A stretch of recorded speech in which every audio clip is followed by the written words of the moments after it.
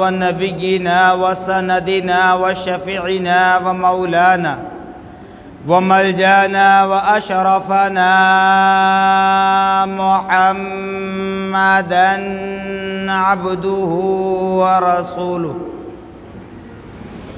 قال الله تبارك وتعالى في القرآن المجيد والفرقان الحميد: أعوذ بالله من الشيطان الرجيم. بسم الله الرحمن الرحيم. وما أرسلناك إلا رحمة للعالمين. قال النبي صلى الله تعالى عليه وسلم: أول ما خلق الله نوري. صدق الله العظيم وصدق رسوله النبي الأمين الكريم، ونحن على ذلك لمن الشاهدين والشاكرين والذاكرين والصابرين والحمد لله رب العالمين. قال الله تبارك وتعالى في شأن حبيبه المصطفى ورسوله المجتبى صلى الله تعالى عليه وسلم: إن الله وملائكته يصلون على النبي يا أيها الذين آمنوا صلوا عليه وسلموا تسليما. اللهم صل على سيدنا شفيعنا مولانا محمد كما تحب وترضى بأن تصلي عليه صلی اللہ علیہ وسلم. نبی اور آل نبی پر پھر ایک مرتبہ آواز بلند درود پاک پڑھیں. اللہم صل علی سیدنا شفیعنا مولانا محمد معدن الجود والکرم منبع العلم والحلم والحکم وآلہ واصحابہ وبارک وسلم صلاۃ وسلاما علیک یا رسول اللہ صلی اللہ تعالی علیک وعلی آلک واصحابک وازواجک وذریاتک واہل بیتک اجمعین. سبحان ربک رب العزۃ عما یصفون وسلام علی المرسلین والحمد للہ رب العالمین. الحمدللہ، تمام تعریفیں اس ذات اقدس کے لیے ہیں جو سارے عالموں کا پروردگار ہے، جس نے ساری کائنات کو پیدا فرمایا، ساری کائنات کو روزی دے رہا ہے، میدان محشر کا مالک و مختار ہے.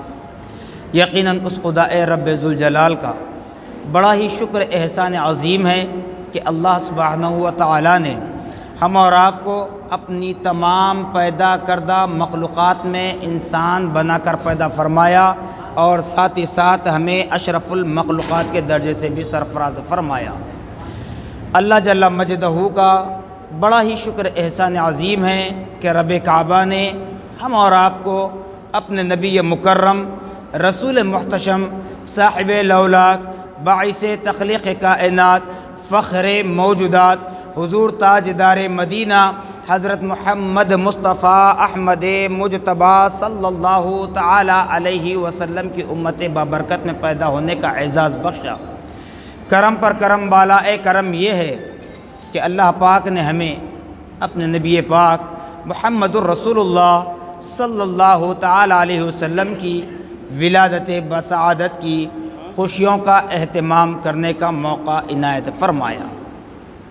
صاحبو، کسی عاشق رسول نے کیا خوب کہا: کرم خدا کا میں امتی ہوں، بھلی ہے قسمت بری نہیں ہے.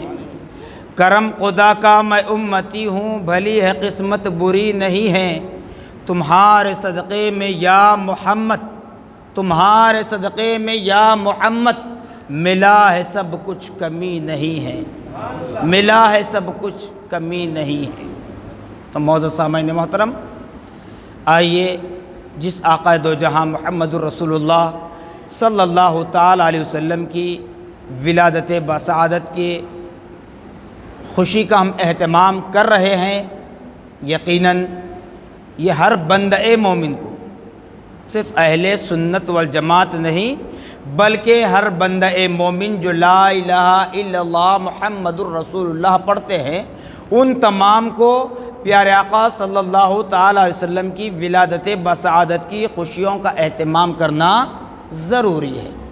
اب کوئی نہیں کرتے وہ الگ صورت ہے، لیکن انکار اگر کرتے ہیں تو توبہ و استغفار کر لیں.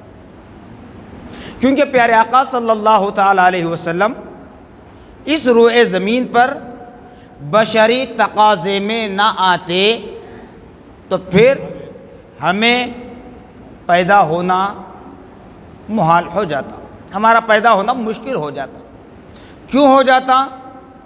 اور میں نے کیوں کہا کہ جو نبی پاک صلی اللہ علیہ وسلم کی ولادت باسعادت کی خوشیوں کا اہتمام کرنا ضروری ہے، جو انکار کرتے ہیں توبہ استغفار کریں۔ کیوں کہا؟ اسی لیے کہ پیارے آقا صلی اللہ تعالی علیہ وسلم کی تعریف، آپ کے اوصاف حمیدہ کو خود قرآن پاک نے بیان فرمایا۔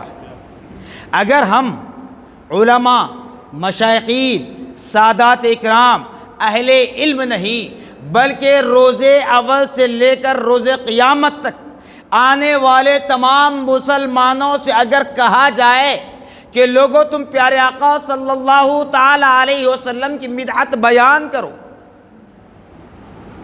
اس کے لیے لکھنے کی اگر ضرورت پڑے، سمندر کے پانی کو سیاہی بنا لیں، درخت کی لکڑیوں کو کاٹ کاٹ کر قلم بنائے، اب نبی کی وحدانیت، نبی کی مدحت لکھنا شروع کر دیں، نبی کی تعریف، نبی کے اوصاف حمیدہ، نبی کے اخلاق حسنہ کو لکھنا شروع کر دیں، لکھنے والے ختم ہو جائیں گے۔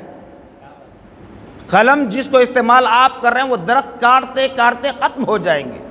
سیاہی آپ نے سمندر کے پانیوں کو بنایا، وہ سمندر خشک ہو جائیں گے، یہاں تک کہ وہ قیامت کا سورج طلوع ہو جائے گا۔ لیکن پیارے آقا صلی اللہ تعالی علیہ وسلم کے اوصاف حمیدہ میں سے ایک صفت کے ایک جلوے کی تعریف بھی ختم نہیں ہو سکتی۔ یہ میں نہیں کہہ رہا ہوں، میں جامعہ سے وابستہ ہوں تو جامعہ کے کسی مفتی کا فتویٰ نہیں سنا رہا ہوں، یا کسی شیخ کامل کا فتویٰ نہیں سنا رہا ہوں۔ میرے دادا پیر حضرت سیدنا عبداللہ شاہ صاحب قبلہ رحمۃ اللہ علیہ، ان کی کوئی روایت نہیں سنا رہا ہوں، بلکہ قرآن سنا رہا ہوں۔ قرآن اللہ پاک کیا فرما رہا ہے؟ وما ارسلناک، وما تاکید کے لیے بتایا جا رہا ہے کہ نہیں بھیجا ہم نے، ہرگز ہرگز نہیں بھیجا، ارسلناک آپ کو، الا مگر رحمت للعالمین، سارے عالموں کے لیے رحمت بنا کر۔ تو معلوم کیا ہوا؟ جہاں جہاں رب کی ربوبیت کام کرتی ہے وہاں وہاں مصطفیٰ کی مصطفائی کام کرتی ہے۔ جہاں اللہ رب العالمین اپنے آپ کو رحمان اور رحیم کہہ رہا ہے کہ قسم مجھے رحمان اور رحیم میرے صفت کی، میں اپنے بندوں کو معاف کرنے والا ہوں، وہیں پر پیارے آقا محمد الرسول اللہ صلی اللہ تعالی علیہ وسلم کو فرما رہا ہے، اے حبیب آپ مختار کل ہو، صرف دنیا کی حد تک نہیں، صرف ظاہری دنیا کے لیے نہیں، بلکہ میدان محشر میں بھی آپ شفیع المذنبین ہو۔ شفاعت عظمیٰ کا تاج آپ کے سر پہنایا گیا ہے، اس وجہ سے ہر کلمہ پڑھنے والے کے لیے ضروری ہے وہ نبی پاک صلی اللہ علیہ وسلم کی ولادت بسعادت کی خوشیاں منائیں۔ اگر نہیں مناتے تو یہ اپنی جگہ، لیکن انکار نہ کریں، چونکہ پیارے آقا صلی اللہ علیہ وسلم معلم الانسانیت بن کر آئے۔ تو سب سے پہلے ہمارے لیے ضروری ہے کہ ہم 5 وقتہ نماز کے پابند ہو جائیں، ہم قرآن پاک کی تلاوت کرتے رہیں۔ آپ برا مانیں یا بھلا مانیں، حضرت تشریف فرما ہے، میں کھل کر کہہ رہا ہوں، ممبر رسول کے سائے بیٹھا ہوا ہوں، اللہ اس کے رسول کو حاضر و ناظر جان کر کہہ رہا ہوں، حق کہوں گا کہ ہم نماز اور روزے سے، قرآن سے دور ہیں، اس لیے مسلمان ظالموں کے ظلم کا شکار ہو رہا ہے۔ چونکہ پیارے آقا صلی اللہ تعالی علیہ وسلم نے نماز ادا فرمائی تو فرمایا صلو کما رأیتمونی، لوگو نماز پڑھو اس طرح جیسے مجھے آج تم پڑھتا ہوا دیکھ رہے ہو۔ اور ہمارے پیارے آقا صلی اللہ علیہ وسلم نے ہمیں تعلیم دی، نماز مومن کا ہتھیار ہے۔ دیکھیے قرآن میں لفظ جہاد ہے، جہاد کا معنی ہمارے برادران وطن صرف لڑائی جھگڑے کو تصور کرتے ہیں، مگر قرآن، ہمارا اسلام، ہمارے نبی کسی کو مارنے کی بات نہیں کہتے، کسی کو قتل کرنے کی بات نہیں کہتے، بلکہ یہ فرما رہے ہیں کہ لوگوں تم جہاد کرو، اپنے آپ سے پہلے اپنے آپ کو کامل مومن بناؤ، اللہ کی بارگاہ میں اس طرح مستغرق ہو جاؤ کہ اللہ کی بارگاہ میں جب تم دعا کے لیے ہاتھ اٹھاؤ، اپنی زبان سے دعائیہ کلمات ادا کرو، تو تمہاری زبانوں میں ایسا اثر پیدا ہو جائے کہ اللہ پاک تمہاری دعاؤں کو سن لے اور قبول کر لے۔ تمہاری زبانوں میں ایسا اثر پیدا ہو جائے کہ جب تم اللہ کی بارگاہ میں دست بدعا ہو تو اللہ کے مقرر کردہ فرشتے تمہاری دعا پر آمین کہہ سکے۔ پہلے ہمیں کامل مومن بننا ہے۔ یہ بات بھی کہہ دیتا ہوں، نوجوان ہمارے بالخصوص بڑے شوق و ذوق کے ساتھ نعرہ لگاتے ہیں، غلامی رسول میں موت بھی قبول ہے، غلامی رسول میں موت بھی قبول ہے۔ یقیناً نبی کے نام پہ مر مٹنا یہ ہمارے لیے ضروری ہے، مگر ہر کوئی پیدا ہوتے ہی نہیں مرتا، ہر کوئی ماں کے پیٹ سے مردہ پیدا نہیں ہوتا۔ زندگی ملتی ہے نا تو سوچیں کتنی نمازیں چھوڑی۔ کیا غلامی رسول میں نماز قبول نہیں ہے؟ کیا غلامی رسول میں قرآن کی تلاوت قبول نہیں ہے؟ کیا غلامی رسول میں روزہ قبول نہیں ہے؟ کیا غلامی رسول میں غریبوں، یتیموں، مسکینوں، محتاجوں، مسافروں کی مدد کرنا قبول نہیں ہے؟ کیا غلامی رسول میں ماں باپ کی فرما برداری کرنا قبول نہیں ہے؟ کیا غلامی رسول میں بڑوں کا ادب قبول نہیں ہے؟ کیا غلامی رسول میں چھوٹوں پر شفقت کرنا قبول نہیں ہے؟ کیا غلامی رسول میں پڑوسی کے حقوق ادا کرنا قبول نہیں ہے؟ کیا غلامی رسول میں بھائی بہنوں کے حقوق ادا کرنا قبول نہیں ہے؟ پہلے ان باتوں کو قبول کریں، اس کے بعد نعرہ لگائیں کہ غلامی رسول میں موت بھی قبول ہے۔ کیونکہ پیارے آقا صلی اللہ تعالیٰ علیہ وسلم اس وقت ہم سے راضی ہوں گے جب ہم ماں باپ کے فرما بردار ہوں گے، اس وقت ہم سے راضی ہوں گے جب ہم اپنے آل اولاد کے حقوق ادا کریں گے، جب ہم اپنے پڑوسیوں کے حقوق ادا کریں گے، رشتہ داروں کے حقوق ادا کریں گے، بڑوں کا ادب کریں گے، چھوٹوں پر شفقت کریں گے، اللہ کے گھر مساجد کا ادب کریں گے۔ آج ہمارا حال یہ ہو چکا ہے، مسجد میں آتے تو ہیں لیکن دنیا کی باتیں کرتے ہیں، دنیا کی باتیں کرتے ہیں۔ بتائیے زمین کتنی بڑی ہے، وہاں جا کر بیٹھ کر باتیں کر سکتے ہیں نا۔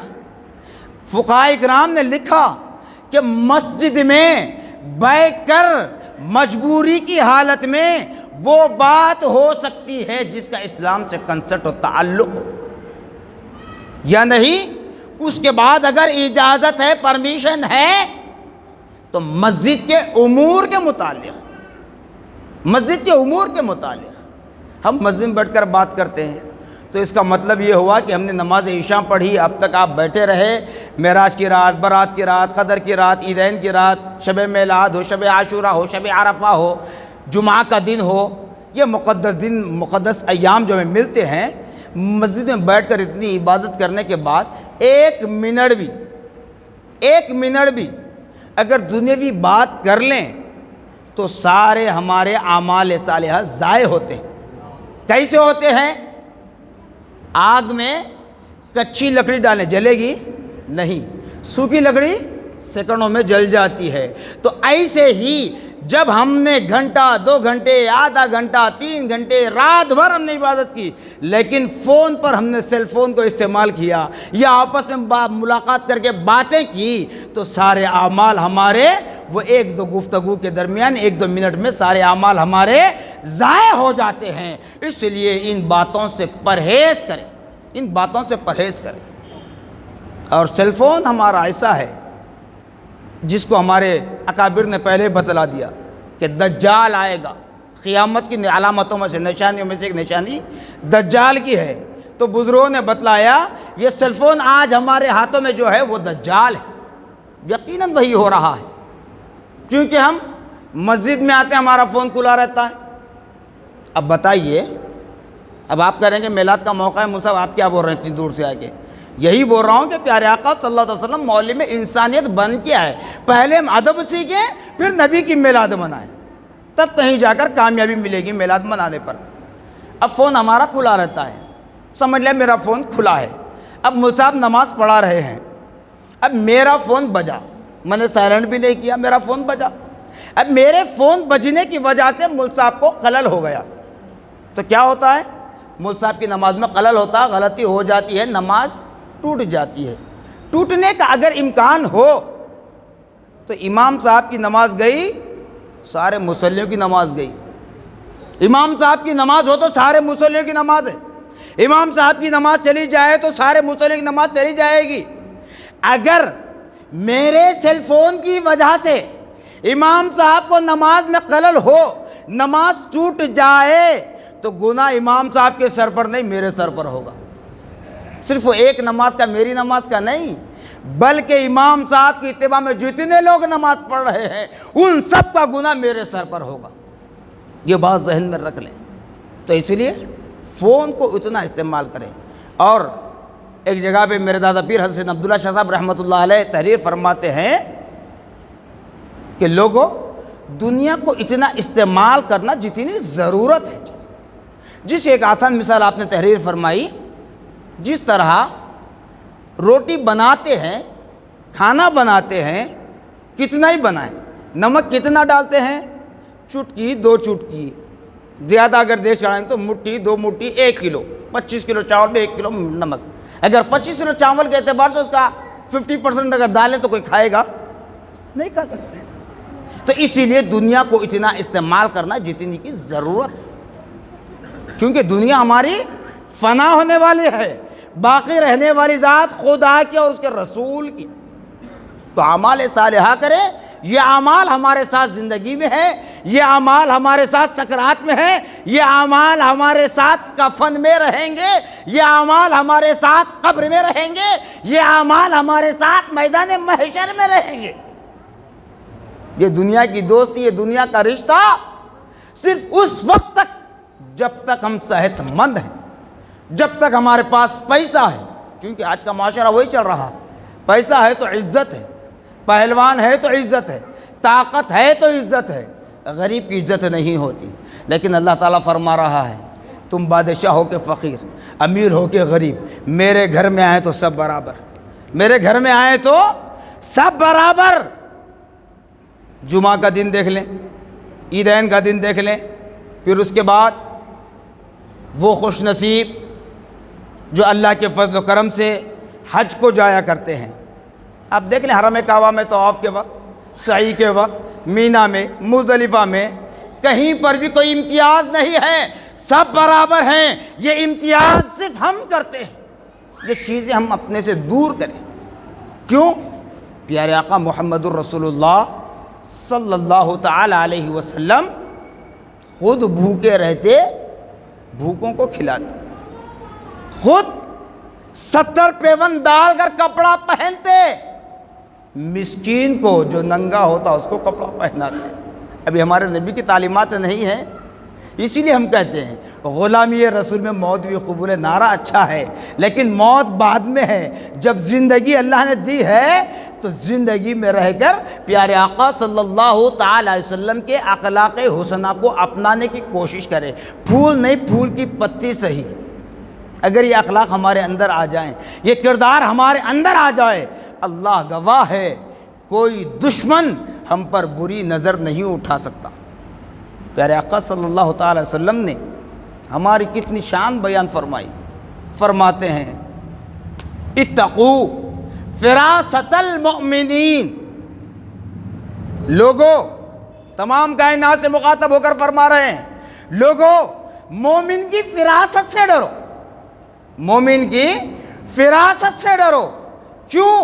ینظروا بنور اللہ، جب مومن دیکھتا ہے ظاہر میں آنکھ اس کی ہوتی ہے لیکن خدا کے نور سے دیکھتا ہے، خدا کے نور سے دیکھتا ہے۔ تو بتاؤ اے ایمان والو، آج ہمارے اندر وہ صفات ہے، آج ہمارے اندر وہ بصارت ہے، آج ہمارے اندر وہ کمال ہے، جو ہم ظالم کے ظلم کا شکار کیوں ہو رہے ہیں؟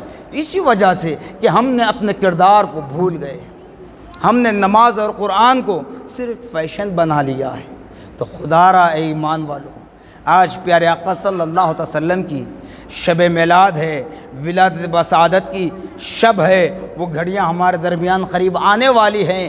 آج اللہ کے گھر میں بیٹھے ہوئے ہیں اور اس گھر کا نام بھی حرم کعبہ سے منسوب ہے، مکہ مسجد ہے، تو اللہ کے گھر میں بیٹھ کر یہ عہد کر کے اٹھیں کہ آج تک ہم نے جو بھی جس طریقے سے بھی دانستہ نادانستہ طور پر جو بھی ہم نے غلطیاں کی ہیں، مولا ہمیں معاف فرما، ہم توبۃ النصوحہ کرتے ہیں، تیری بارگاہ میں التجا کرتے ہیں، تیری بارگاہ میں ہم توبہ کرتے ہیں، یہ عہد کرتے ہیں، اس طرح توبہ کرتے ہیں کہ مولا اب آخری سانس نظر جانا ہونے تک ہم کوئی بدکاری، بدفعلی، بدزبانی نہیں کریں گے۔ یہ عہد کر کے اٹھیں، انشاءاللہ اللہ چاہا تو ہماری زندگیوں میں تبدیلی ضرور آ جائے گی، ہماری زندگیوں میں تبدیلیاں ضرور آ جائے گی۔ تو بہرحال پیارے آقا صلی اللہ تعالیٰ علیہ وسلم کی ولادت باسعادت کا جشن منانا یہ ہم اہل سنت والجماعت کا طریقہ کار رہا ہے، اور یہ بھی بات ذہن میں رکھ لیں، یہ اہل سنت والجماعت، یہ جماعت کوئی آج کی 50 سال 100 سال 200 سال 400 سال 500 سال 1000 سال پرانی نہیں ہے، بلکہ پیارے آقا محمد الرسول اللہ صلی اللہ تعالی علیہ وسلم جس وقت ظاہری اعتبار سے اس دنیا میں جلوہ گر ہوئے، اس کے بعد پیارے آقا محمد الرسول اللہ صلی اللہ تعالی علیہ وسلم کے دست حق پرست پر جہاں لوگوں نے کلمہ طیب پڑھ کر لا الہ الا اللہ محمد الرسول اللہ صلی اللہ علیہ وسلم پڑھ کر اسلام میں داخل ہوئے تو صحابہ کہلائے۔ تو پیارے آقا صلی اللہ علیہ وسلم ارشاد فرماتے ہیں میدان محشر برپا ہوگا تو وہاں حضرت آدم تھا، حضرت عیسیٰ اور میری امت بھی ہوگی جن کو حساب و کتاب دینا ہوگا، حساب و کتاب ضرور ہوگا، لیکن یہ گارنٹی ہے کہ وہ جماعت کامیاب ہوگی، چونکہ پیارے آقا صلی اللہ علیہ وسلم کی امت سے پہلے عیسیٰ علیہ السلام، موسیٰ علیہ السلام کی امتوں کا محاسبہ کریں گے، 72 فرقے ہوئے، 71 فرقے ہوئے۔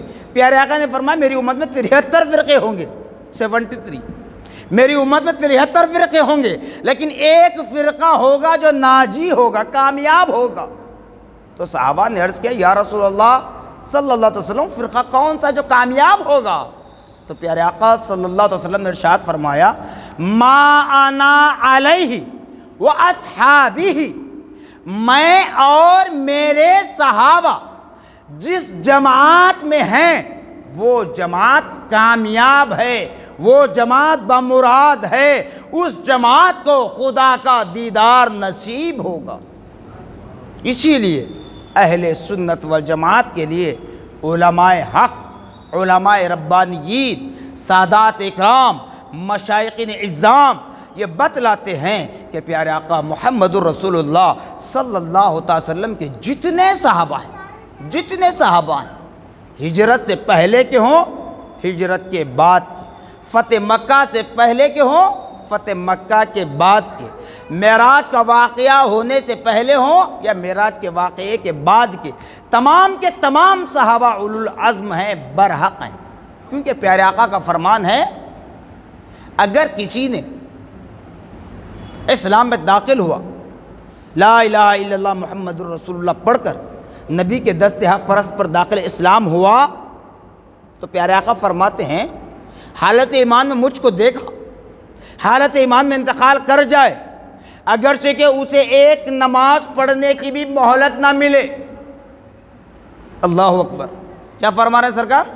اگرچہ کہ اس صحابی کو ایک وقت کی نماز پڑھنے کی مہلت بھی نہ ملے، ایک وہ سجدہ بھی نہ کر سکے، لیکن حالت ایمان میں نبی کا دیدار کر لے اور حالت ایمان میں روح پرواز کر دے، وہ بھی صحابی ہے، وہ بھی صحابی ہے۔ ما انا علیہ واصحابہ، جو میں اور میرے صحابہ جس جماعت میں ہیں وہ جماعت کامیاب ہے۔ تو اہل سنت والجماعت پیارے آقا صلی اللہ تعالی وسلم کی ولادت باسعادت کی خوشیوں کا اہتمام کرتے ہیں، اور یہ بھی یاد رکھ لیں کیونکہ اب کچھ لوگ کہیں گے اہل سنت والجماعت والے جلسہ کرتے، جلوس نکالتے، کھانا کھلاتے، 1 روپیہ بھی ہماری ذات کا نہیں ہے، ہمارا تصور ہے ہم جتنا خرچ کرتے ہیں، جتنا ہمارے پاس ہے، وہ سب خدا کی دین ہے، وہ سب خدا اس کے رسول کی امانت ہے، اس کی راہ میں خرچ کر رہے ہیں۔ اب کوئی شور شرابہ کرتا ہے، علماء اکرام، مشائخ نظام، سادات اکرام تنبیہ کرتے ہیں جگہ جگہ پر، مگر اس کے بعد بھی کوئی شرارت کرے تو ہم ٹھیکیدار نہیں ہیں، ہم ذمہ دار ہیں، ہم ذمہ دار ہیں، ذمہ داری سنبھالتے ہیں، ہم ٹھیکیدار نہیں ہیں۔ اس کی خبر کا جواب وہی دے گا، لیکن تم اس کو نشان ملامت بنا کر فضول خرچی کہنا، بدعت کہنا، شرک کہنا، نعوذ باللہ معاذ اللہ استغفر اللہ اعاذ باللہ، پھر کہتے ہیں حرام۔ نبی کی میلاد منانے کو حرام بھی کہتے کہنے والے نادان۔ تو یاد رکھ لیں، جو جس الفاظ سے نبی کی میلاد کی خوشیوں پر اعتراض کرتا ہے، وہ سب الفاظ اسی پر تھوپے جاتے ہیں۔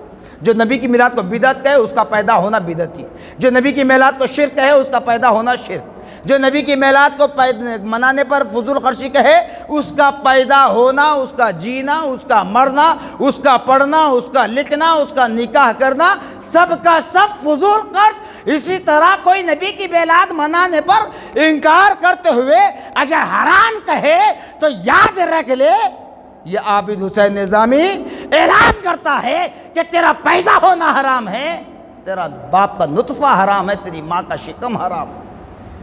کیوں کہ پیارے آقا صلی اللہ علیہ وسلم نہ ہوتے تو کون ہوتا، کہاں سے آتے؟ نماز، اللہ کی بات، دین کی بات کہہ کر معصوموں کو بہکاتے ہیں، نوجوانوں کو بہکاتے ہیں، کالجز میں، اسکولز میں، سیلیبس کے اندر من گھڑت کہانیاں لگا دیتے ہیں، کہتے ہیں۔ تو اب بتائیے، نماز پڑھ کر، روزہ رکھ کر، مسجد بنا کر، مدرسہ بنا کر، تبلیغ کر تبلیغ کیسی؟ تبلیغ میرے نبی نے کی، تبلیغ میرے نبی نے کی۔ تبلیغ کو سنت کا نام دیتے ہیں، لیکن سنت باقی نہیں رہی۔ میرے نبی کی تبلیغ کیا تھی؟ میرے نبی کی تبلیغ یہ تھی کہ جب آپ تبلیغ کے لیے نکلتے، صرف لا الہ الا اللہ محمد الرسول اللہ کا نعرہ بلند ہوتا، آپ کے ساتھ کچھ ساز و سامان نہیں ہوتا۔ آج کی تبلیغ بستر بھی ہے، ہنڈی بھی ہے، برتن بھی ہے، چمچہ بھی ہے، گلاس بھی ہے، جاکٹ بھی ہے، تبلیغ کہاں ہوگی؟ جب اللہ کی راہ میں نہیں کر رہے ہیں تو اس ساز و سامان کی ضرورت کیا ہے؟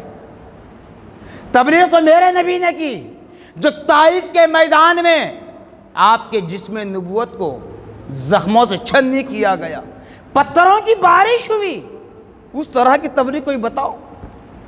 تبلیغ تو ابو بکر صدیق نے کی، تبلیغ تو سنت رسول کے مطابق فاروق اعظم نے کی، تبلیغ تو سنت رسول کے مطابق عثمان غنی نے کی، تبلیغ تو سنت رسول کے مطابق نقش قدم رسول پر چلتے ہوئے حضرت علی مرتضی حیدر کرار رضی اللہ تعالیٰ عنہ نے کی۔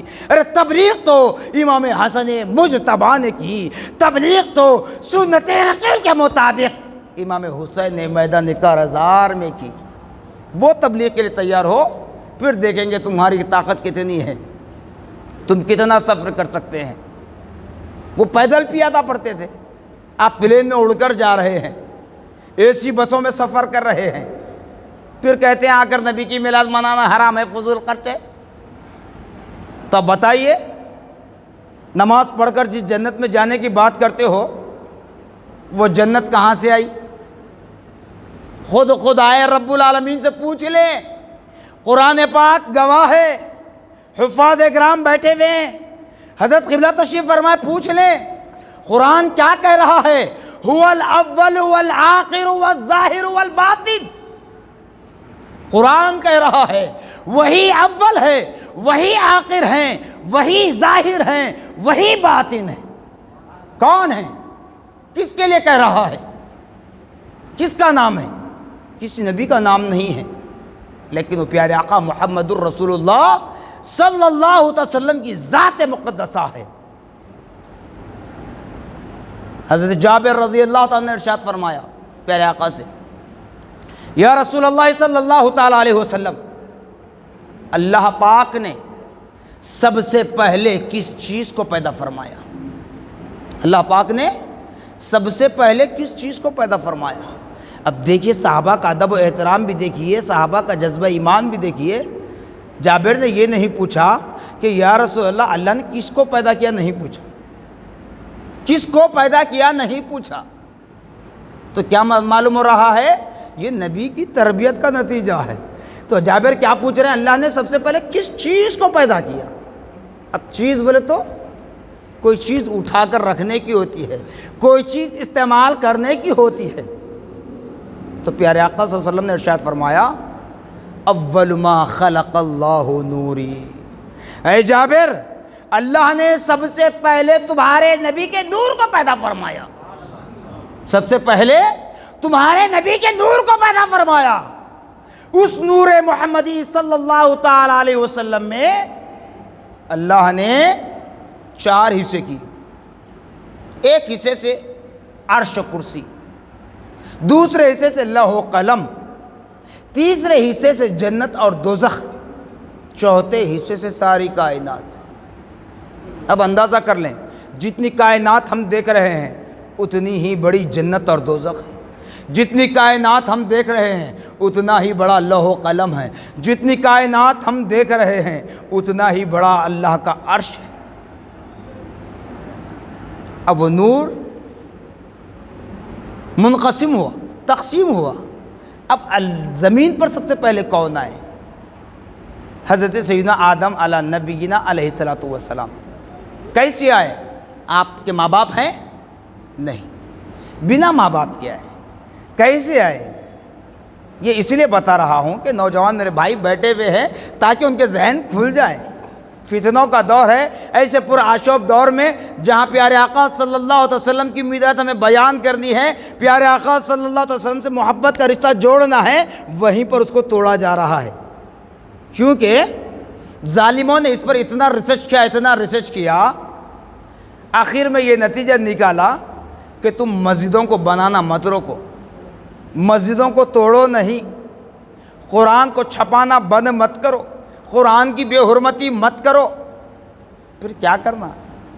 کہا کہ مسلمانوں کے درمیان ایسا نفاق پیدا کیا جائے، مسلمانوں کے ہاتھوں میں ایسی چیزیں دی جائے، مسلمانوں کی نظروں میں ایسی چیزوں کو دکھایا جائے جس سے ان کے دل اس جانب راغب ہوتے چلے جائیں اور ان کے دلوں سے پیارے آقا کی محبت نکلتی چلی جائے۔ جب پیارے آقا کی محبت نکل جائے تو ایمان سے دل خالی ہو جاتا ہے، جب دل ایمان سے خالی ہو جائے تو مومن رہنا امپاسبل، مومن باقی رہنا مشکل ہو جاتا ہے۔ تو بہرحال حضرت سیدنا آدم علیہ نبینا علیہ السلام کو اللہ پاک نے اپنی قدرت کاملہ سے بنایا۔ کیسے بنایا؟ فرشتوں کے ذریعے۔ کیسے بنایا؟ پانی اور مٹی سے۔ فرشتوں کو حکم دیا کہ فرشتوں، اس پانی اور مٹی کو لے کر ایک مجسمہ بناؤ، ایک اسٹیچو بناؤ۔ جب مجسمہ بنایا گیا تو فرشتوں نے رب کی بارگاہ میں عرض گزار ہوئے، مولا تیرے حکم پر ہم نے ایک مجسمہ تیار کر دیا، اسٹیچو تیار کر دیا۔ تب اللہ پاک نے فرشتوں کو حکم دیا، اے فرشتوں، اب اس مجسمے کے اندر روح پھونکو، اس مجسمے کے اندر روح پھونکو۔ جب فرشتوں نے بحکم خداوندی روح پھونکی، روح اس مجسمہ آدم کے اندر داخل ہوتی ہے اور فوراً باہر واپس آ جاتی ہے، فوراً باہر واپس آتی ہے اور کہتی ہے فرشتوں، زبان حال سے کہتی ہے روح، اے فرشتوں، اس اندھیری کھوٹری کے اندر میں کیسے رہوں جب بالکل اندھیرا ہی اندھیرا نظر آ رہا ہے؟ اور فرشتے مایوس ہیں، سوچ میں پڑ گئے، کیا ہم سے کوئی خطا تو نہیں ہوئی؟ کیا ہم نے اس روح کو اس مجسمے کے اندر پھونکنے میں کوئی کوتاہی کر دی؟ اب رب کو کیا جواب دیں گے؟ رب کی جانب متوجہ ہوئے، کہنے لگے مولا، روح کو تیرے حکم پر ہم نے پھونکا تھا، لیکن روح اندر گئی اور واپس آ کر کہہ رہی ہے کہ اس اندھیری کھوٹری کے اندر میں کیسے رہوں؟ تو اللہ پاک نے فرمایا رک جاؤ، رک جاؤ۔ اس کے بعد رب کعبہ اپنے دستے قدرت کاملہ سے، الفاظ کو غور کیجیے، چونکہ اللہ تعالیٰ ہر عیب سے پاک ہے، دستے قدرت کاملہ سے، حکمت سے اس مجسمہ آدم کی پشت پر رکھا اور فرشتوں کو حکم دیا، اے فرشتوں دوبارہ روح کو پھونکا جائے۔ جب فرشتوں نے دوبارہ روح پھونکی، اب روح اندر چلی گئی، جہاں اجالا ہی اجالا نظر آ رہا ہے، روشنی ہی روشنی آ رہی ہے۔ روح نے وہاں اپنا مسکن بنا لیا، اپنا گھر بنا لیا، باہر آنے کے لیے تیار نہیں ہے، یہاں تک کہ ملک الموت کا انتظار ہے، یہاں تک کہ ملک الموت کا انتظار ہے۔ فرشتے پوچھنے لگے، مولا پہلی مرتبہ بھی ہم نے روح پھونکی تیرا حکم تھا، دوسری مرتبہ بھی روح پھونکی تیرا حکم تھا، لیکن الہ العالمین ماجرا سمجھ میں نہیں آیا کہ پہلی مرتبہ روح واپس آ گئی اور اپنی زبان حال سے شکایت کرنے لگی، مگر دوسری مرتبہ جب روح اندر چلی گئی تو واپس آنے کے لیے تیار نہیں ہے۔ تو اللہ پاک فرما رہا ہے، اے فرشتوں، یہی تو میں اپنی قدرت کو بتانا چاہتا ہوں، یہی تو میں اپنی ربوبیت کو ظاہر کرنا چاہتا ہوں۔ جب پہلی مرتبہ روح اندر داخل ہوئی تھی یقیناً وہاں اندھیرا تھا، جب دوسری مرتبہ روح اندر داخل ہوئی تو اس وقت میں نے اپنے دستے قدرت کاملہ سے پشت آدم کے مجسمے کے پشت پر نور محمدی صلی اللہ تعالیٰ علیہ وسلم کو رکھا، جہاں روح نے اجالا ہی اجالا پا لیا، اس لیے باہر آنے کے لیے تیار نہیں ہے، اس لیے باہر آنے کے لیے تیار نہیں ہے۔ پھر اس کے بعد اتنا ہی نہیں، اے ایمان والو، ہم اہل سنت والجماعت جو ہم پر تانا دیتے ہیں نا، سنی سن کر ایمان لائے، یقیناً ہزاروں لاکھوں کروڑہا مرتبہ ہم یہ اعتراف کرتے ہیں کہ ہم نے سن کر ہی ایمان لایا، ہم نے سن کر ہی ایمان لایا، ہم نے نہیں دیکھا نبی کو۔ ارے نبی تو نبی کی آل کو بھی نہیں دیکھا، پیرانے پیر کو بھی نہیں دیکھا، خواجہ غریب نواز کو بھی نہیں دیکھا، خواجہ بندہ نواز کو بھی نہیں دیکھا، اگر اس محبوب نگر کی سرزمین سے کہوں مردان علی شاہ کو بھی نہیں دیکھا، اور مجذوب عبد القادر مجذوب صاحب رحمۃ اللہ علیہ کو بھی ہم نے نہیں دیکھا، مگر مانا اللہ کے ولی ہیں۔ کیوں مانا؟ اس لیے قرآن خوشخبری دے رہا ہے۔ پیارے آقا صلی اللہ علیہ وسلم سے صحابہ نے عرض کیا، یا رسول اللہ صلی اللہ تعالیٰ علیہ وسلم، آپ کو سب سے زیادہ محبوب کون ہے آپ کی امت میں؟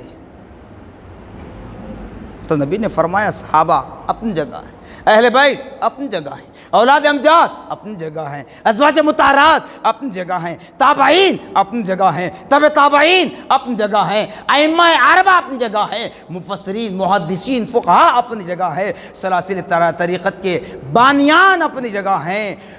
پر آشوب دور میں، فتنوں کے دور میں، جو مجھے بغیر دیکھے میرے رب کی وحدانیت کو سن کر، میری رسالت کو سن کر جو ایمان لاتے ہیں وہ زیادہ محبوب ہیں۔ سورہ بقرہ میں ارشاد ہے، الذین یؤمنون بالغیب، الذین یؤمنون بالغیب، وہ لوگ بمراد ہیں، وہ لوگ کامیاب ہیں جو غیب پر ایمان لاتے ہیں۔ تم اہل سنت والجماعت یقیناً سن کر ہی ایمان لائیں، دیکھ کر نہیں۔ تم تو دیکھے تھے نا، تمہارے آبا و اجداد نے دیکھے تھے، تو پھر انکار کیوں کر رہے ہیں؟ کون دیکھے تھے وہ بھی ذکر آئے گا۔ میں کسی کو تہمت باندھنے کے لیے یا کسی پر فتویٰ لگانے کے لیے نہیں آیا، بلکہ حق بات کہوں گا۔ اگر کوئی غلطی ہو تو آپ میری اصلاح کر سکتے ہیں، قرآن آپ کے سامنے رکھ رہا ہوں۔ جب روح اندر چلی گئی، اپنا مسکن بنا لی، اللہ نے فرمایا نور محمدی کی وجہ سے روح اندر داخل ہو چکی، جہاں روشنی ہی روشنی، اجالا ہی اجالا پا لیا۔ تو حضرت آدم علیہ نبینا علیہ السلام کا مجسمہ تیار ہونے کے بعد، وہ روح ڈالی جانے کے بعد، اللہ نے فرشتوں سے کہا کہ اے فرشتوں، یہ میرا سب سے پہلا خلیفہ ہے، یہ میرا سب سے پہلا نائب ہے جس کو دنیا میں بھیج رہا ہوں، کیونکہ دنیا کے سب سے پہلے بشر، افضل البشر حضرت سیدنا آدم علیہ نبینا علیہ السلام۔ اب برادران وطن میں بھی جو سیکولرزم ذہن رکھنے والے ہیں وہ بھی مانتے ہیں کہ دنیا میں سب سے پہلے اگر کوئی آئے تو آدم علیہ السلام۔ نہیں کہتے وہ اپنی جگہ ہے، تاریخ کو مٹانا چاہتے وہ اپنی جگہ ہے، لیکن جو سیکولرزم ذہن رکھتے ہیں وہ بھی یہ مانتے ہیں تو جب آدم علیہ السلام کا تعارف ہوا تو قرآن کیا کہہ رہا ہے؟ وَإِذْ قُلْنَا لِلْمَلَائِكَةِ اسْجُدُوا لِآدَمَ فَسَجَدُوا إِلَّا إِبْلِيسَ۔ اللہ نے فرمایا فرشتوں یہ میرا نائب ہے، یہ میرا خلیفہ ہے، تم اسے سجدہ کرو۔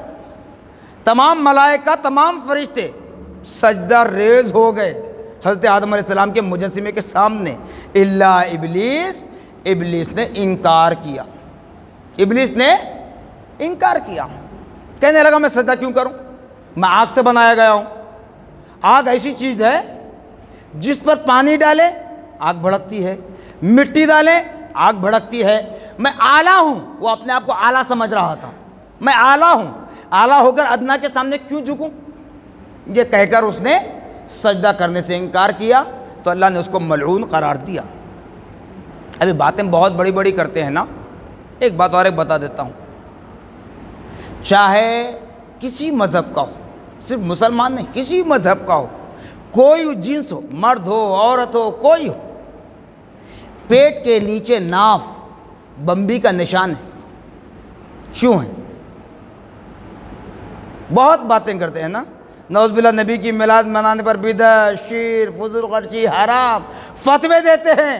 ارے تمہارے فتوے تمہیں کو مبارک، تم جس اعتبار سے فتویٰ دینا چاہتے ہو میں قرآن سامنے رکھ کر بتا رہا ہوں، ہر چیلنج قبول کرنے کے لیے تیار ہوں، بتاؤ بمبی کا نشان کیوں ہے؟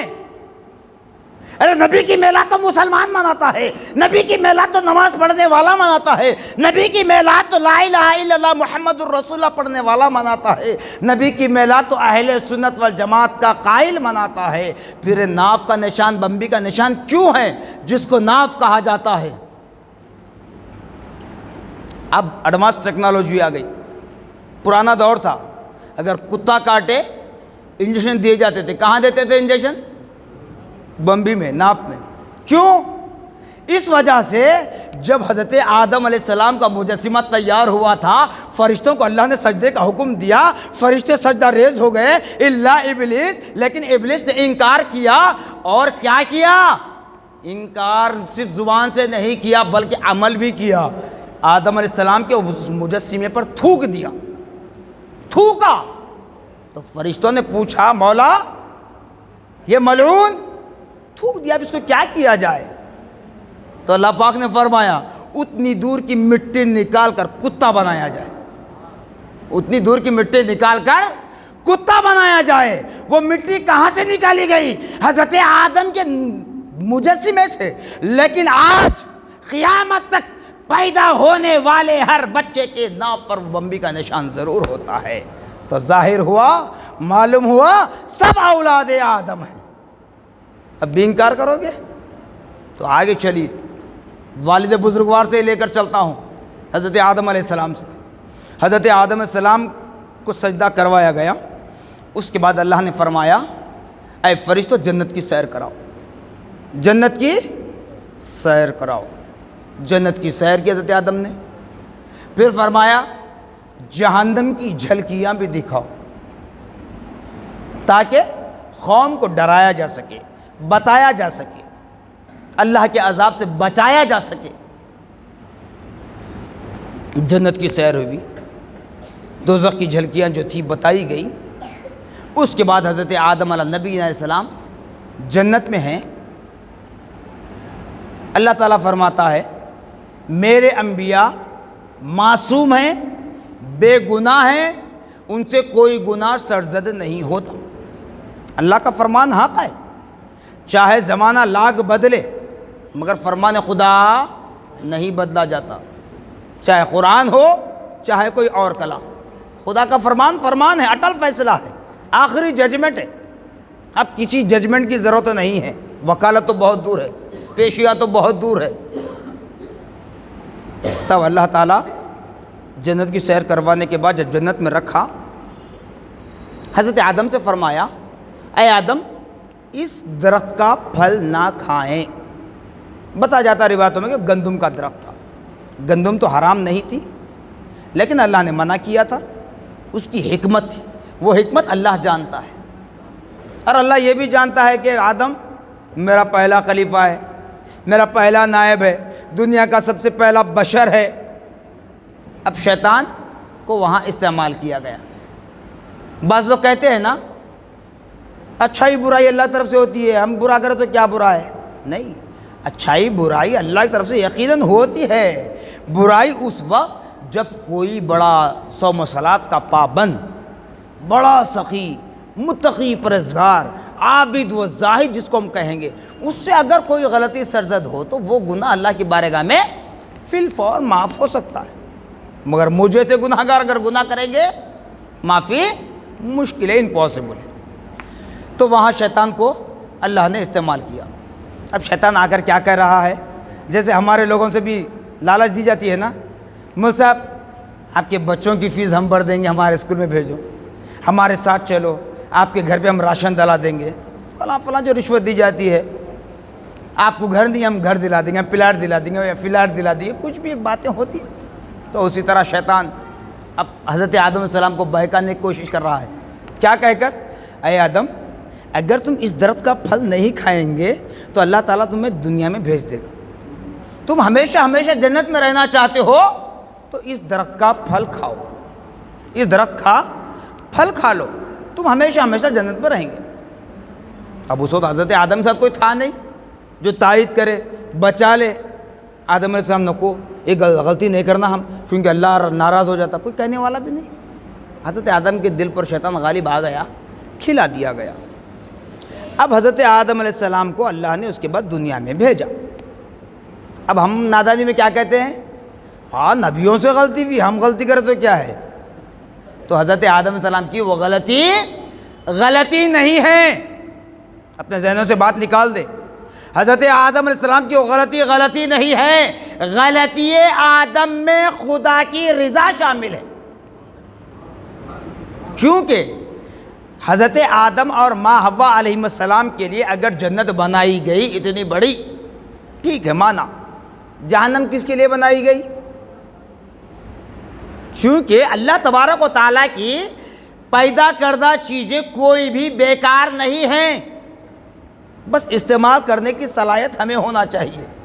ہر چیز میں حکمت ہے، جن چیزوں کو اللہ نے پیدا فرمایا۔ اب جہنم کو کیوں پیدا فرمایا؟ جب حضرت آدم علیہ السلام جنت میں ہی رہنا تھا، دنیا میں بھیجے نہیں جانا تھا، تو پھر اغیار پیدا نہ ہوتے، اسلام کے دشمن پیدا نہ ہوتے، خدا کے دین کے دشمن پیدا نہ ہوتے، قرآن کے دشمن پیدا نہ ہوتے، نبی کے دشمن پیدا نہ ہوتے، مساجد محراب و منبر کے دشمن پیدا نہ ہوتے، بارگاہوں خانقاہوں مدارس کے دشمن پیدا نہ ہوتے، تو پھر جہنم میں جاتا کون؟ تو پھر اللہ کی تخلیق میں جہنم بیکار ہو جاتی۔ تو دونوں کو برابر حق دینا ہے۔ تو حضرت آدم علیہ السلام اس درخت کا پھل کھا کر حقداروں کو حق پہنچا دیا، حقداروں کو حق پہنچا دیا۔ جنتی راستہ اختیار کر لے، جہنم میں جانے والا خواہش مند ہے تو وہ راستہ اختیار کر لے۔ تو الغرض حضرت آدم علیہ السلام جب روئے زمین پر آئے، اللہ کی بارگاہ میں رو رہے ہیں، کہتے ہیں نا نبی کا وسیلہ کیوں لیں گے؟ نبی کا وسیلہ کیوں لیں گے؟ وہ بھی ہم جیسے بشر تھے، وہ بھی ہماری طرح کھاتے پیتے تھے، وہ بھی ہماری طرح بازاروں میں چلا کرتے تھے۔ نعوذ باللہ یہ الفاظ سے توہین کی جاتی ہے۔ بتاؤ، حدیث شریف میں آتا ہے، معصوم بچوں جو حدیث یاد دلائی وہی حدیث بتاتا ہوں، کوئی ڈیٹیل نہیں جاتا۔ العم والد الخالۃ والدۃ، چچا کا مرتبہ باپ کے برابر ہے، خالہ کا مرتبہ ماں کے برابر ہے۔ تو آج کے پیریڈ میں بتلائیے کوئی بھتیجا اپنے تایا کو باپ کا مقام دیتا ہے؟ بتائیے، کوئی بھانجا اپنی خالہ کو ماں کا مقام دیتا ہے؟ حدیث شریف ہے چچا کا مرتبہ باپ کے برابر ہے، خالہ کا مرتبہ ماں کے برابر ہے۔ ارے ہمارا عالم تو یہ، اللہ ہمیں نیک توفیق دے کہ ماں باپ کو ماں باپ کہنا گوارا نہیں کر رہے ہیں۔ جسم پر چھٹا گوشت آ جا رہا ہے، جیب میں 4 پیسے آ رہے ہیں، ایک بلڈنگ بن رہی ہے تو ماں باپ کو بھول جا رہے ہیں۔ تو نبی کی برابری کرنے والوں، نبی کو ہم جیسا کہنے والوں، نبی کے وسیلے کا انکار کرنے والوں، دیکھیے حضرت آدم علیہ نبی علیہ السلام نے کوئی غلطی نہیں کی تھی، اس وقت اتنی سہولتیں نہیں تھی۔ نعوذ باللہ معاذ اللہ استغفر اللہ، سمجھانے کے لیے کہہ رہا ہوں، کوئی حرام کاری نہیں کی تھی اور نہ کوئی چیز تھی حرام کاری کے لیے، مگر 360 سال تک روتے رہے، 360 ایئرس، 360 سال تک روتے رہے۔ کیا کہہ رہے ہیں؟ اغفر ذنوبی، اغفر ذنوبی، یا الہی ارحم، مولا مجھ پر رحم فرما، مولا میری غلطی کو معاف فرما۔ اللہ تعالیٰ فرما رہا ہے میرے انبیاء و رسول معصوم ہے، بے گناہ ہیں، ان سے کوئی گناہ سرزد نہیں ہوتا۔ اور مجھ جیسے گناہ گاروں کے لیے، ہم جیسے نادانوں کے لیے کیا فرما رہا ہے؟ اللہ تعالیٰ فرما رہا ہے میں اپنے بندوں پر 70 ماؤں سے زیادہ محبت کرنے والا ہوں، 70 ماؤں سے زیادہ محبت کرنے والا ہوں۔ اور اللہ تعالیٰ یہ بھی فرما رہا ہے میں میرے بندے کے دل پر دن بھر میں 360 مرتبہ نظر ڈالتا ہوں، 360 مرتبہ نظر ڈالتا ہوں۔ جب ہم گناہ گاروں کے لیے الفاظ ہے، یہ مژدہ ہے، یہ خوشخبری ہے، تو حضرت آدم علیہ نبینا علیہ السلام اللہ کے پہلے نائب ہیں، پہلے خلیفہ ہیں، افضل البشر ہیں، خدا کی قدرت کاملہ سے بنائے گئے ہیں، نورانی مخلوق فرشتوں کے ہاتھوں سے۔ اور فرشتے کون؟ وہ فرشتے جو عورت اور مرد پن سے پاک ہیں، وہ نورانی مخلوق کے ہاتھوں سے بنائے گئے۔ پھر دنیا میں آ کر 360 سال تک رو رہے ہیں، کیوں روتے رہے؟ اللہ نے کیوں معاف نہیں کیا؟ اب بتاؤ ہم میں کتنے گناہ گار ہیں، کیسے کیسے گناہ گار ہیں، وہ سب نہیں کہوں گا کیونکہ پہلے تاخیر ہو چکی ہے۔ مگر جب ہم اپنے گناہوں پر ہم ندامت حاصل کرنے کے لیے جب جائیں اللہ کی بارگاہ میں، معراج کی رات، برات کی رات، قدر کی رات، عیدین کی رات، شب میلاد، شب عرفہ، شب عاشورہ، جمعہ کا دن، عیدین کا دن، اللہ کی بارگاہ میں دعا کے لیے ہم ہاتھ اٹھائیں، گڑ گڑائیں، کتنی دیر کرتے ہیں؟ 5 منٹ، 10 منٹ، 15 منٹ۔ امام صاحب اگر کریں گے تو آدھا گھنٹہ، اب وہ بھی امام صاحب آدھا گھنٹہ کریں گے تو اپنے لیے نہیں کرتے، ساری امت کے لیے کرتے۔ لیکن اب میرے سر کے نادان کیا کرتے؟ اٹھ کر کہتے مول صاحب اتنی لمبی دعا کرتے، میرے کو وہاں جانا تھا، وہاں جانا تھا، وہ لانا تھا، یہ لانا تھا، اتنا بیزار ہوتے۔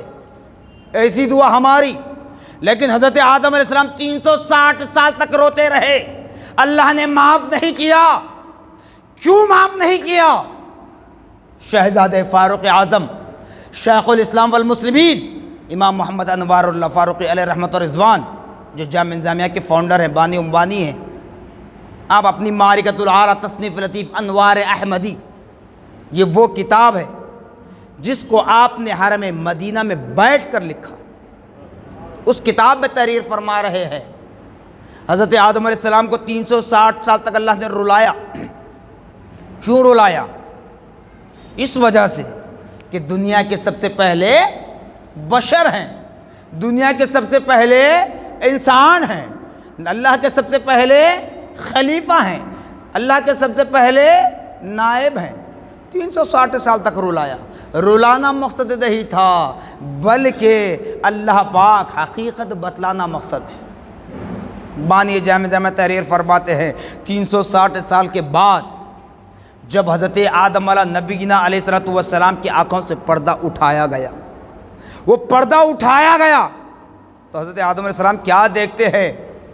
جنت کا باب الداخلہ نظر آ رہا ہے، جنت کا مین گیٹ میں انٹرس نظر آ رہا ہے جس پر لکھا ہوا تھا لا الہ الا اللہ محمد الرسول اللہ۔ دیکھتے ہیں جنت کے در و دیوار پر لا الہ الا اللہ محمد الرسول اللہ نصب کیا ہوا ہے، درخت کے پتوں پر لا الہ الا اللہ محمد الرسول اللہ نصب کیا ہوا ہے، نہریں جاری ہیں لا الہ الا اللہ محمد الرسول اللہ نصب کیا ہوا ہے، حوروں کی جبینوں پر لا الہ الا اللہ محمد الرسول اللہ نصب کیا ہوا ہے۔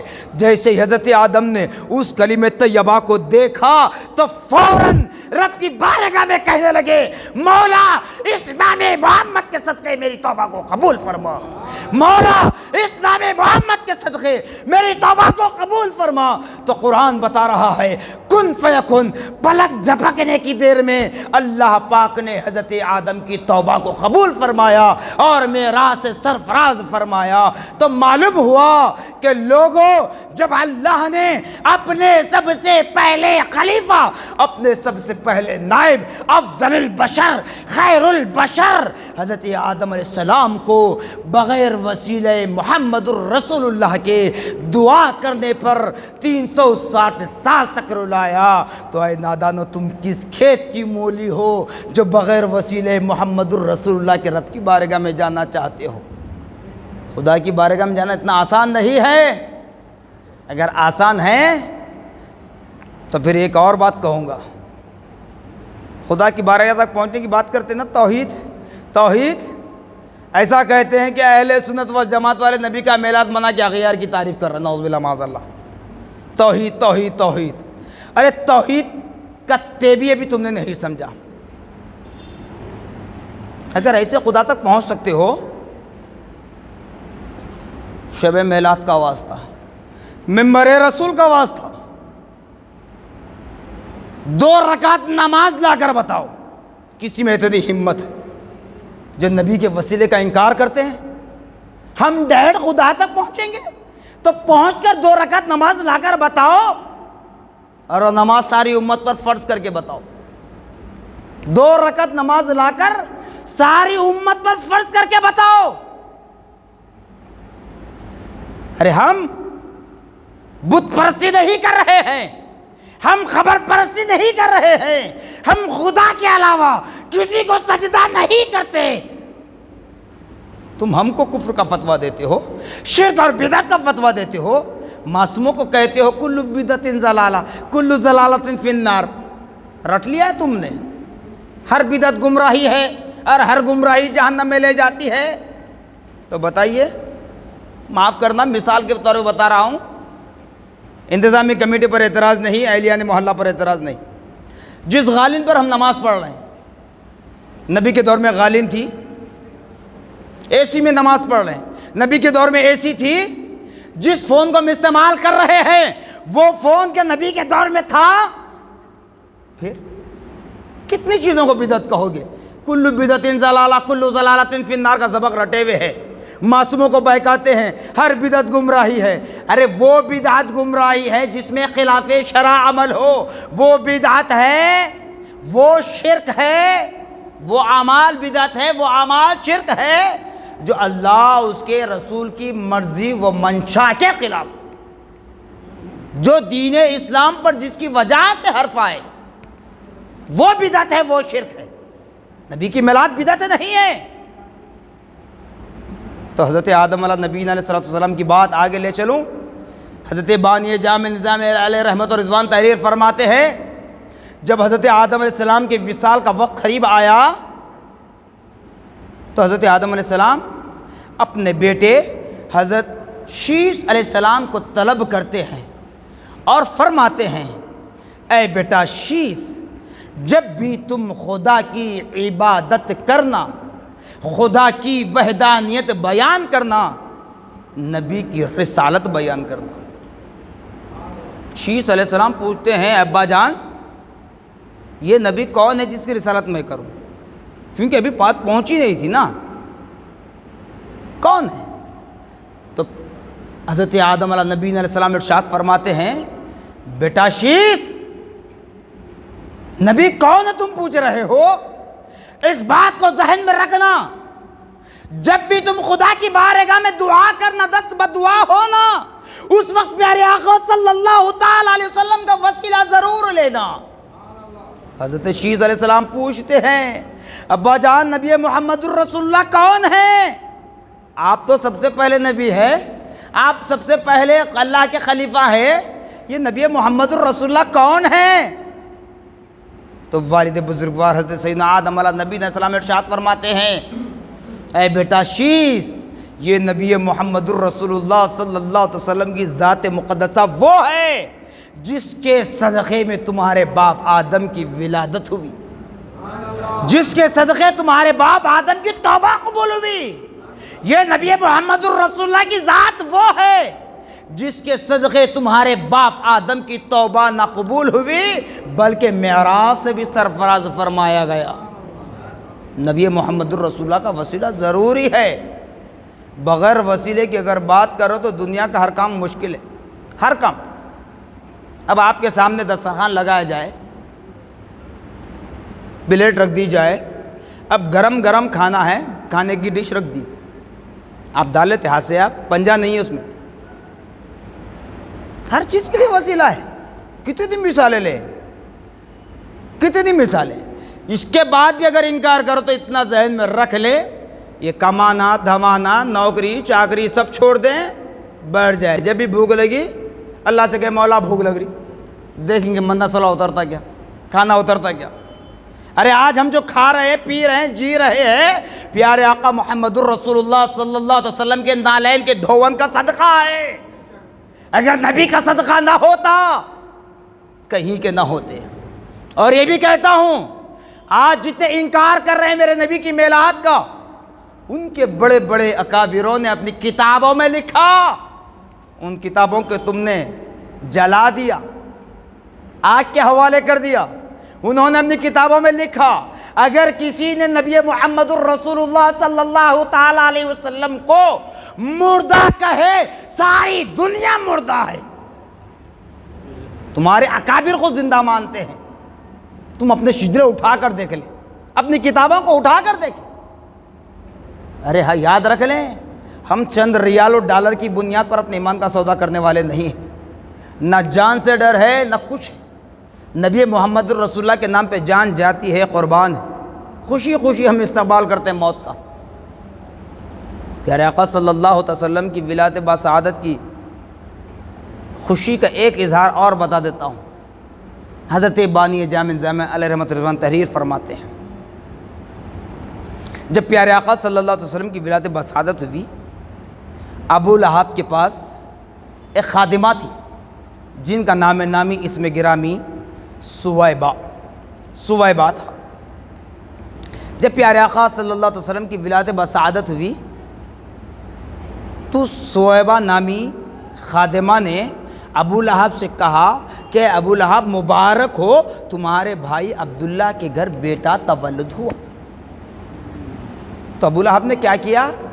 منہ سے کچھ نہیں کہا، بلکہ اپنے ہاتھ کی دونوں انگلیوں سے اشارہ کر دیا، جا تو آزاد ہو گئی، جا تو آزاد ہو گئی، میرے بھتیجے کی خدمت میں لگ جا۔ اس کے بعد جب اس کا انتقال ہوا، لوگوں نے خواب میں دیکھا، پوچھا ابو لہب کیا حال ہے؟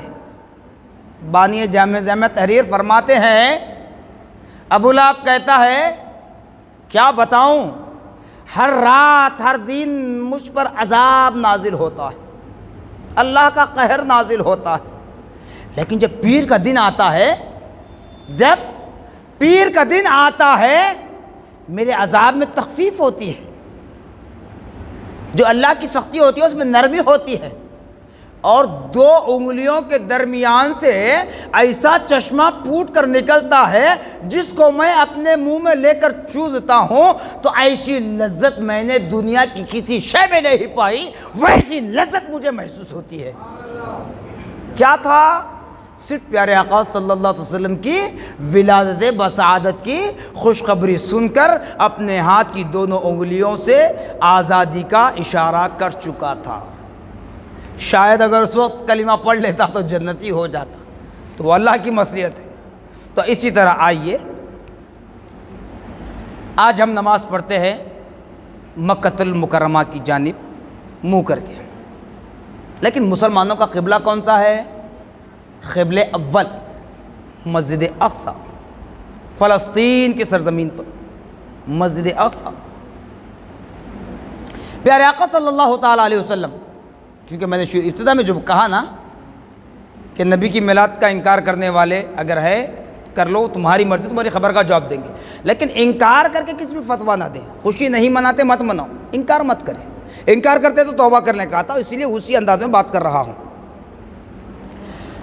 نبی پاک صلی اللہ علیہ وسلم مسجد اقصی کی جانب منہ کر کے نماز پڑھ رہے ہیں، حالت نماز میں ہیں۔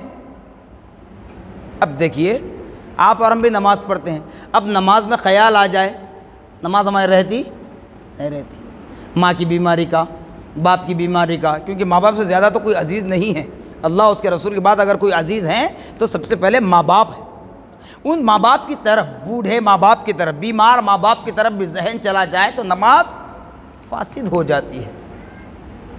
پیارے آقا صلی اللہ تعالیٰ علیہ وسلم حالت نماز میں ہیں، حالت نماز میں آسمان کی طرف نظر اٹھا کر دیکھ رہے ہیں، 1 بار 2 بار 3 بار، تو قرآن بتا رہا ہے، میں نہیں کہہ رہا ہوں، جامعہ کے کسی مفتی صاحب کا فتویٰ نہیں سنا رہا ہوں، قرآن سنا رہا ہوں۔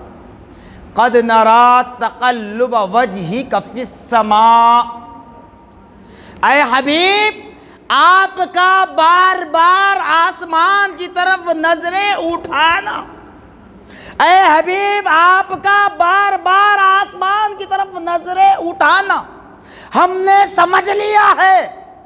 اے حبیب آپ کو مختار کل بنایا گیا ہے، آپ دنیا میں بھی مختار کل ہو، آخرت میں بھی مختار کل ہو، دونوں جہاں میں مختار کل ہے، آپ کو اختیار ہے۔ اے حبیب اگر آپ اپنا قبلہ بدلنا چاہتے ہو تو قبلہ بدل لو۔ اے حبیب حالت نماز میں بشارت ہو رہی ہے، بتاؤ بڑی بڑی باتیں کرنے والوں، صرف نمازیں پڑھ کر سجدوں سے پیشانی کو کالا کرنے سے کچھ نہیں ہوتا۔ ایسا کالا ہو جا پیشانی کالی ہوتی تو پھر تو ساری دنیا سے زیادہ بلال حبشی ہے، وہاں سب سے پہلے حقدار حضرت بلال حبشی رضی اللہ تعالیٰ عنہ ابھی بھی ہیں، لیکن جو پیشانے پر گٹے لا کر لوگوں کو بتاتے ہیں اور اہل سنت کو بدنام کرنے کی سازش کرتے ہیں، ارے ہم بے نمازی ہم مانتے ہیں، ہم صائم نہیں مانتے، ہمارے اندر کوئی اعمال صالحہ نہیں ہے، لیکن نبی کی محبت ہے، نبی کا دامن ہے، اور یہ بھروسے کے ساتھ کہتے ہیں 101% کل بروز قیامت نبی کی شفاعت میں حاصل ہونے والی ہے اور رب کی بارگاہ سے میں کامیابی ملنے والی ہے، چاہے اعمال اپنی جگہ ہیں۔ پیارے آقا صلی اللہ تعالیٰ علیہ وسلم، اللہ تعالیٰ فرما رہا ہے نبی قبلہ بدلنا چاہتے ہو تو اپنا قبلہ بدل لو۔ پیارے آقا حالت نماز اپنا قبلہ تحویل کر رہے ہیں، قبلہ بدل رہے ہیں، بتاؤ کیوں بدلا نبی نے؟ علم غیب کا انکار کرتے ہیں، نہیں نبی کو پیچھے کا علم نہیں، دیوار کے پیچھے کا علم نہیں، کہتے ہیں نا معصوموں سے، نوجوانوں سے، بازاروں میں کاروبار کرنے والوں سے، ارے ان لوگوں سے کیوں پوچھتے ہو بھائی؟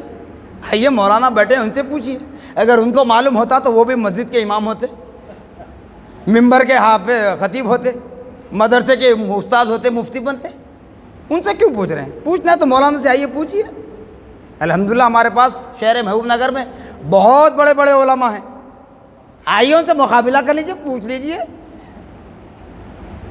کہتے ہیں نبی کی ملت تم مناتے، صحابہ نے کیا تھا، فلاں فلاں، اس طرح کے اعتراضات کرتے ہیں، نبی کو علم غیب نہیں، پیٹھ پیچھے کا علم نہیں، نعوذ باللہ معاذ اللہ، کہتے ہیں دیوار کے پیچھے کا علم نہیں ہے۔ ارے نادانو، یہودیوں کی سازش کو میرے نبی نے پرکھ لیا تھا، میرے نبی جان لیے تھے آنے والا دن، آنے والا زمانہ ایک ایسا آئے گا جہاں مسجد اقصی پر پابندی لگائی جائے گی، مسجد اقصی میں داخلہ منع کر دیا جائے گا، مسجد اقصی میں نماز پڑھنے سے روک دیا جائے گا۔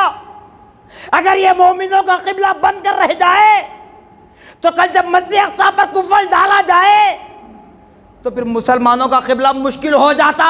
اس لیے میرے نبی نے خدا کی جانب متوجہ ہو کر کہہ رہے تھے، مولا مجھے خوف ہو رہا ہے آنے والے زمانے کا۔ تم آج کی بات کرتے ہو دیوار کے پیچھے کا علم، ارے مسجد اقصی کہاں ہے؟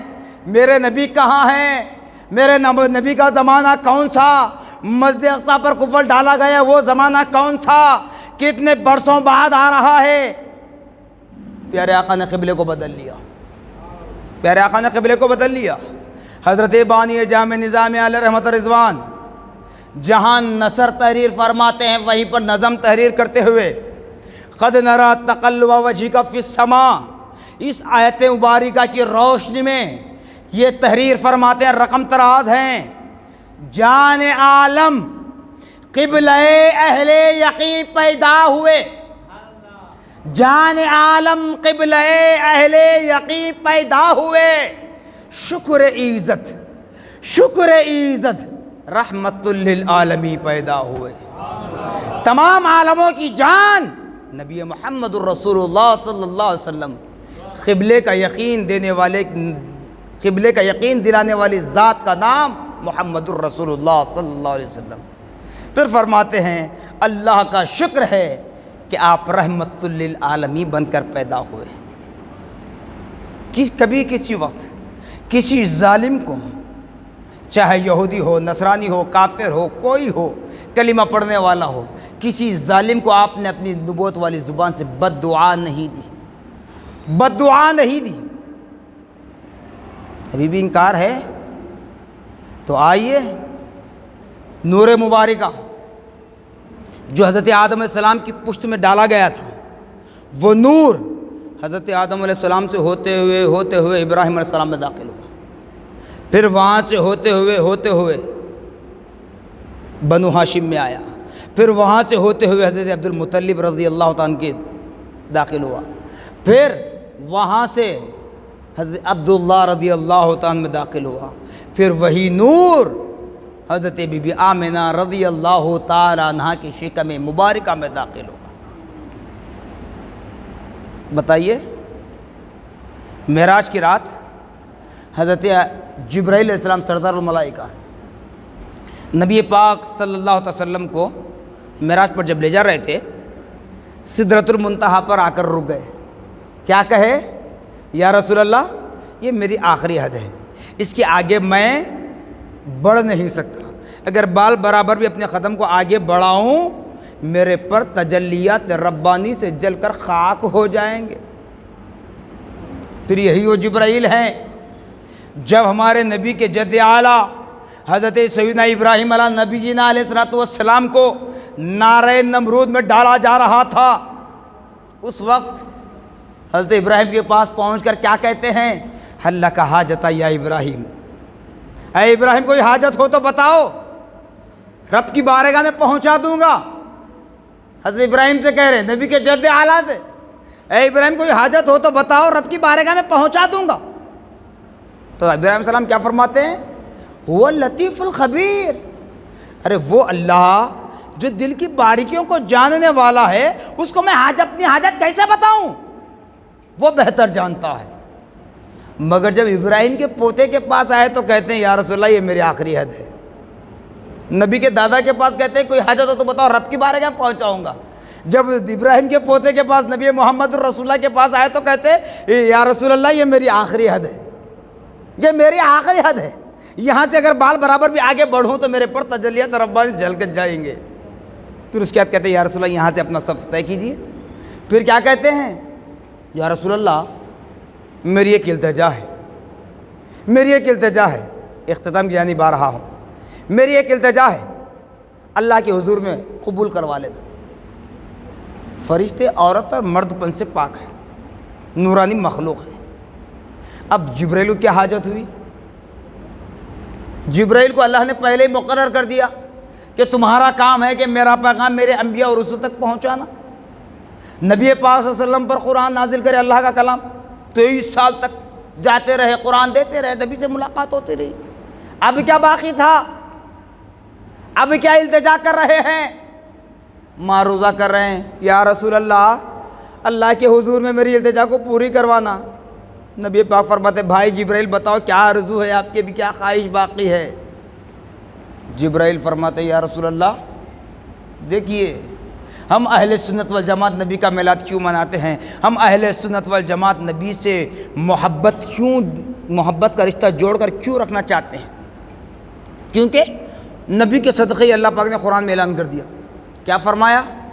امتیوں میں جیسے انبیاء اور رسول میں نبی محمد رسول اللہ صلی اللہ علیہ وسلم کو سب سے اعلیٰ و افضل بتایا، تمام کتابوں میں قرآن پاک کو مقدس بتایا، اس کے بعد امتوں کے اعتبار سے دیکھیں تو اللہ تعالیٰ فرما رہا کنتم خیر امۃ اخرجت للناس، کنتم خیر امۃ اخرجت للناس، کہ لوگوں تم میری تخلیق میں ایک بہترین نمونہ بنائے گئے ہو۔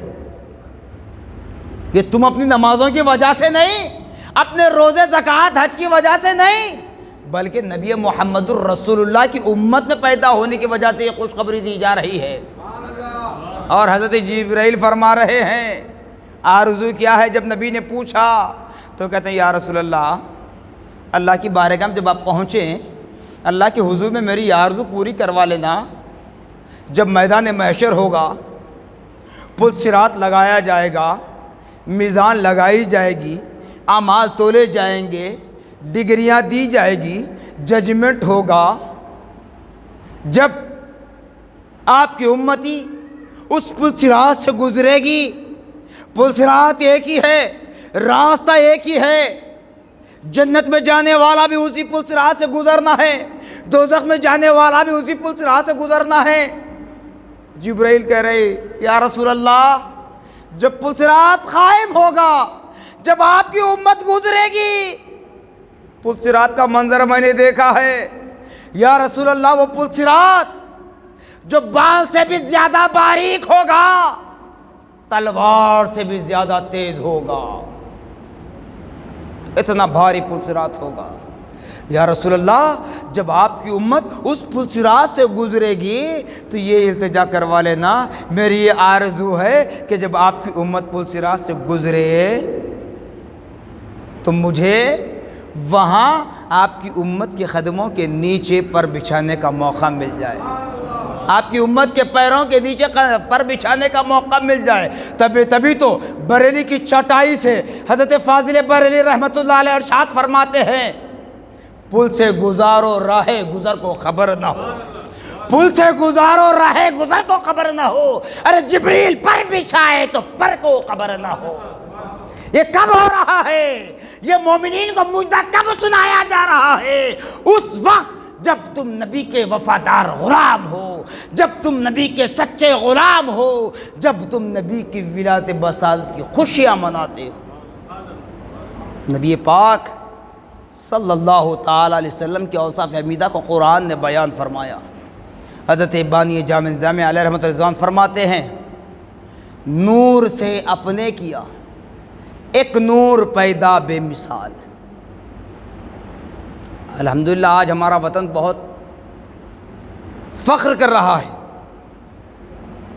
یہ فخر جو کر رہا ہے حضرت آدم علیہ نبینا علیہ السلام کی بدولت ہے، حضرت علی مرتضیٰ رضی اللہ عنہ کی بدولت ہے، پیارے آقا محمد الرسول اللہ صلی اللہ علیہ وسلم کے نالین کا صدقہ ہے۔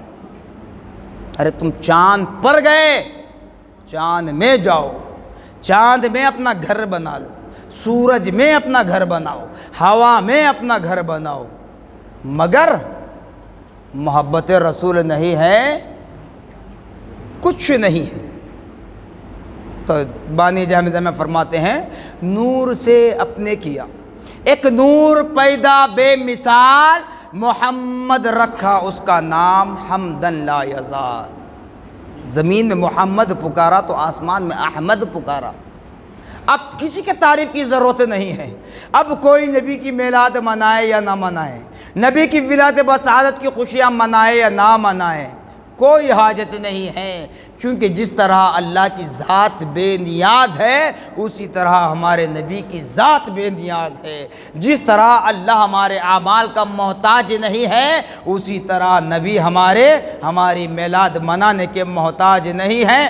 ہم منائیں تو ہمارے لیے کامیابی ہے، نہ منائیں گے تو پھر دیکھیں گے قبر میں کیا ہوگا، میدان محشر میں کیا سلوک کیا جائے گا۔ لیکن ہم اہل سنت والجماعت تو انشاءاللہ ہم یہ عزم رکھتے ہیں، یہ پختہ ارادہ رکھتے ہیں، نبی پاک صلی اللہ علیہ وسلم سے ایسی سچی محبت رکھتے ہیں کہ اگر اللہ تعالیٰ حکم دے تو خبر میں بھی نبی کا میلاد منائیں گے، میدان محشر میں بھی اللہ کا حکم اگر جاری ہو تو وہاں پر بھی نبی کے ترانے گنگناتے ہوئے چلیں گے۔ آخر میں کہتا ہوا چلوں، بس وہ نور پاک رب العالمی پیدا ہوئے، بس وہ نور پاک رب العالمی پیدا ہوئے، مبدأ کونین ختم المرسلی پیدا ہوئے۔